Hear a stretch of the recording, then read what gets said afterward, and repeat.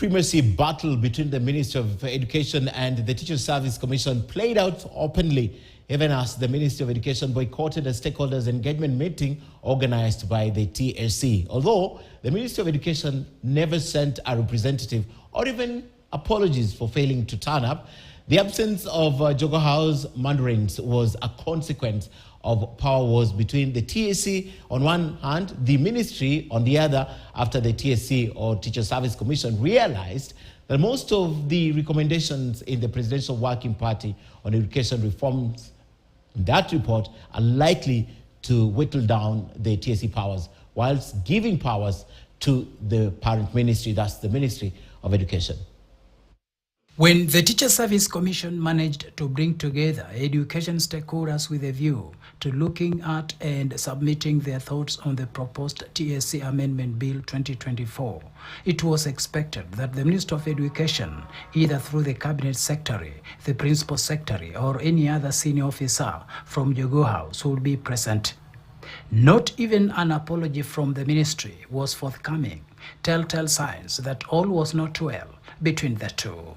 That the Ministry of Education is not here today is very poor show of leadership. If enacted, the TSC Amendment Bill 2024 would transform the Commission into one of the most powerful constitutional bodies. Under the current TSC Act, the Teacher Service Commission employs and deploys teachers and head teachers who manage schools, but they are not accountable to the Ministry of Education, which owns and finances schools. These differences were duly captured in the Presidential Working Party on education reforms, which recommended the reduction of the TSC powers. There are issues that otherwise should have gone into the regulation, but we have lifted all of them into the Act. The Act is just supposed to mention the item that then will actually be defined properly in the regulation.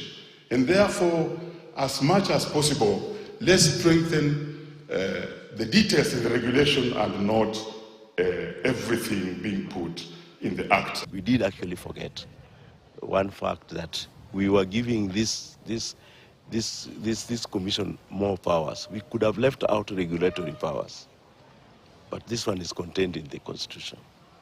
So that's where these regulatory powers was not supposed to be part of the employer. On disciplining teachers, the TSC wants to have the powers to discipline and punish errant teachers without an independent appeals tribunal in place. Stakeholders say this is punitive. You want a lot of powers. You are adding a lot of commas and even exclamation marks. But you don't want to go to the real service that you are created for. You are too bossy, yet it is us who created you. If we did not insist that you are in the Constitution, you would not be anywhere. So who are you punishing for what, and how are you punishing? So our proposal is that TSC to clearly define the gravity of the offense. Shadrach Miti, KT News. And that's not the end of the supremacy battles between the parent ministry and the Teacher Service Commission.